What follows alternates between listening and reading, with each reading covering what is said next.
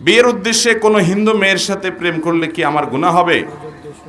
ভাইরা আমার, কোনো অন্য ধর্মাবলম্বী মানুষকে আপনি ইসলামের পথে দাওয়াত দিবেন, এটা হবে আপনার দাওয়াতি কাজ।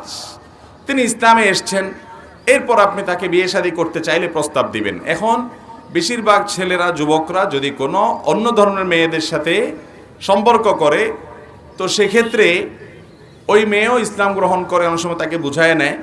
যদি ইসলাম গ্রহণ সে করে নেয় তাহলে তো তাদের মধ্যকার বিবাহ বৈধ হবে, কিন্তু যদি ইসলাম সে গ্রহণ না করে তাহলে তো বিবাহ বৈধ হবে না। কারণ আল্লাহ তাআলা কোরআনে কারিমে পরিষ্কারভাবে বলেছেন, ওয়ালা আমাতুম মুমিনাতুন খায়রুম মিন মুশরিকাতিন, মুশরিক নারীর চাইতে ঈমানদার নারী অনেক উত্তম, বেস্ট, বেটার। বিয়ের জন্য মুসলমান সেটাকেই করতে হবে।